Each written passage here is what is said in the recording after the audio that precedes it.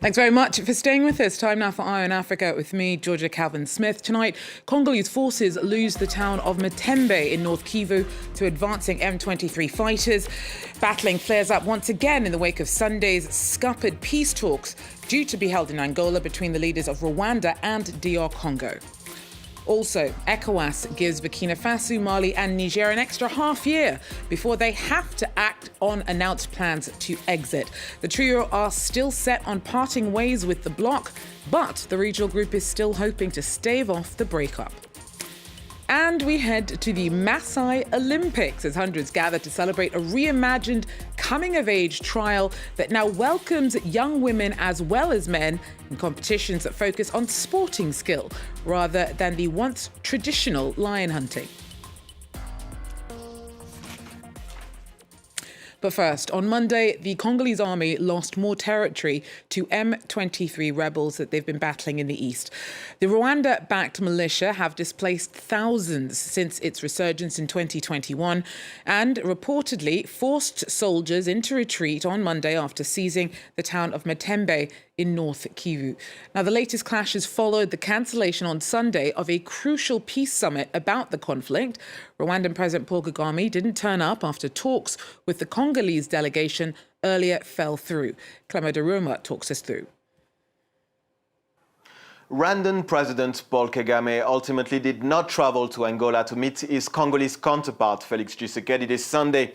The signing of a peace agreement to address the war in eastern DRC by the two heads of state had been planned for months. However, according to Rwanda's foreign minister, the summit could not have resulted in an agreement because Kinshasa refused direct negotiations with the M23 rebels supported by Rwanda, according to the UN. The Congolese presidency accused Rwanda of deliberately obstructing the process, claiming that Kigali only insisted on direct negotiations with the M23 at the last minute.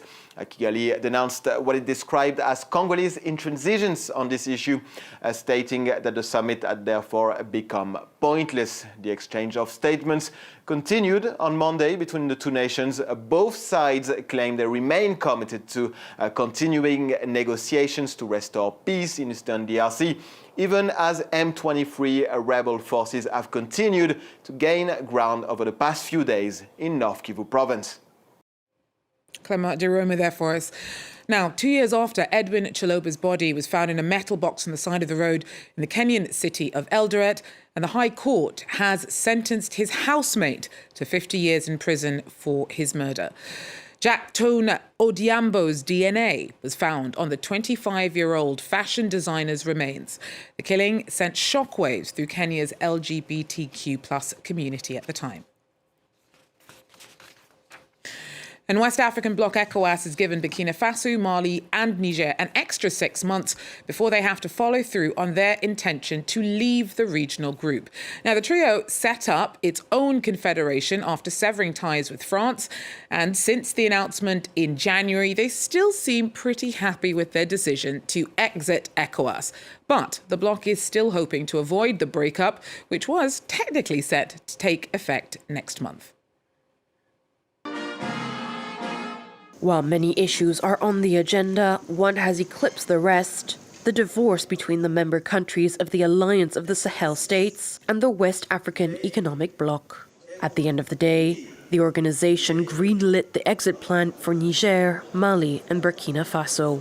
The authority decides to set the period from 29 January 2025 to 29 July 2025 as a transitional period, and to keep ECOWAS doors open to the three countries during the transition period. The three countries announced in January that they were withdrawing from ECOWAS due to sanctions and the organization's inability to resolve their security issues.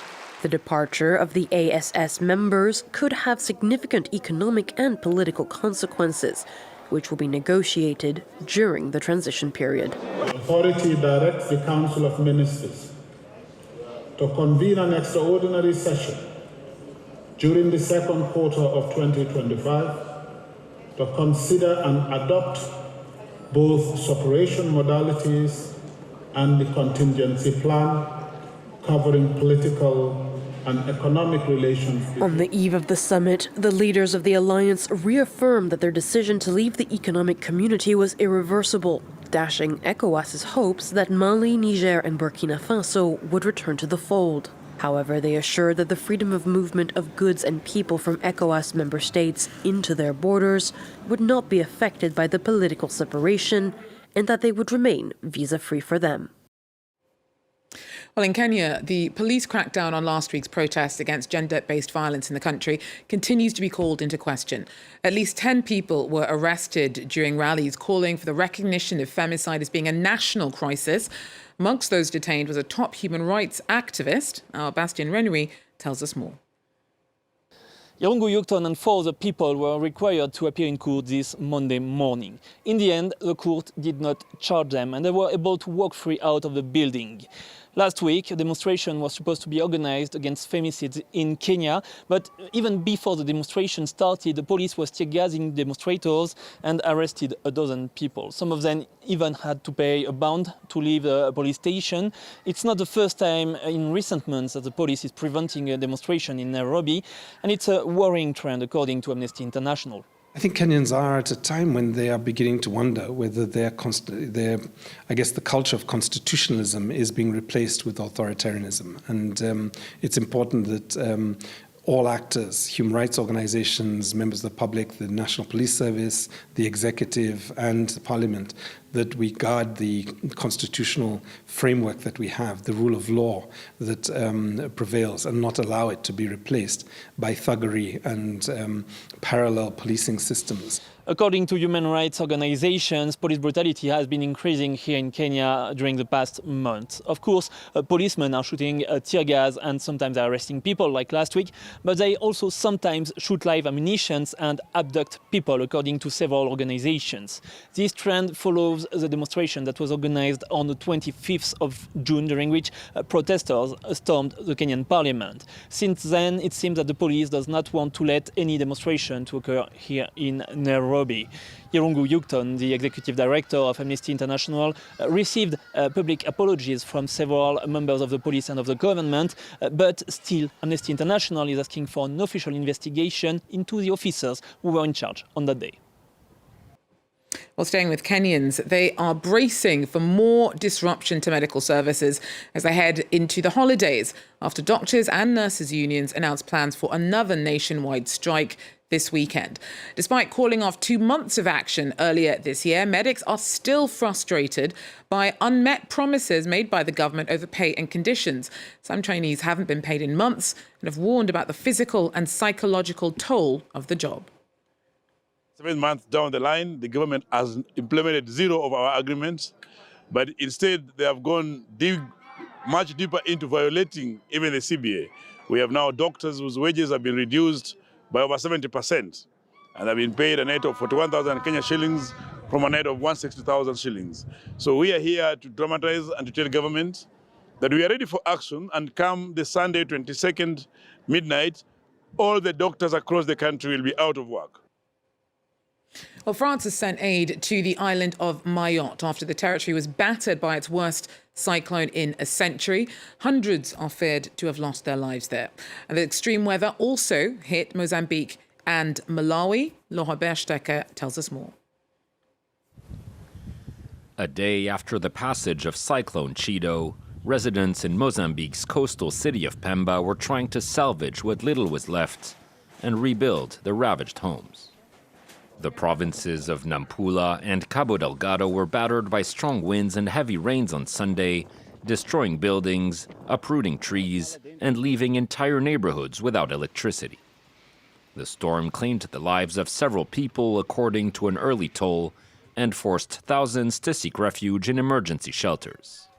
And while the cyclone's impact appeared far lesser than in the neighboring island of Mayotte, it could still have catastrophic consequences for Mozambique, a country where 60% of the population lives under the poverty line. On Monday, UNICEF called for additional support to help it meet the needs of affected communities and warned a lack of essential resources could place an additional long-term burden on the country. We're also worried about the longer-term impacts. Children potentially being cut off from learning for weeks on end, people unable to get access to healthcare, and the potential spread of waterborne diseases like cholera and malaria. Mozambique is regularly hit by massive tropical storms that form in the Indian Ocean.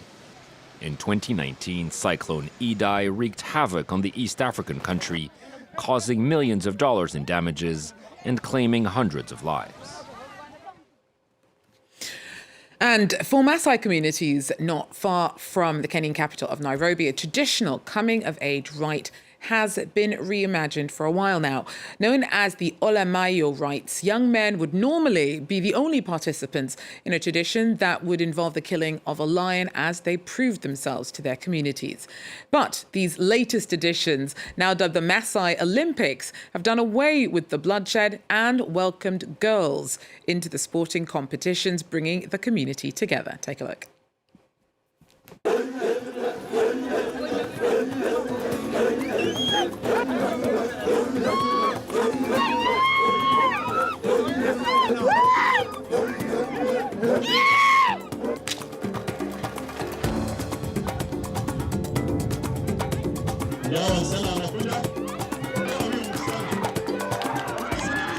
Most of the ladies, they find themselves that they are just being abused in our traditional.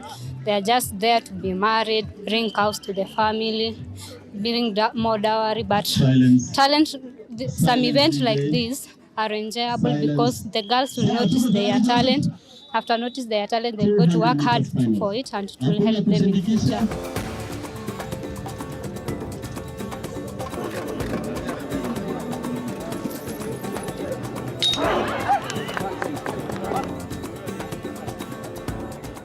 It's important for me because, in our community here, during those days, they like killing lions. But for now, it has brought impacts because everyone is looking to come here and compete to get something like money, others get job, and it is motivates other athletes when they see others running, they want to come to train. Yeah, they become champions.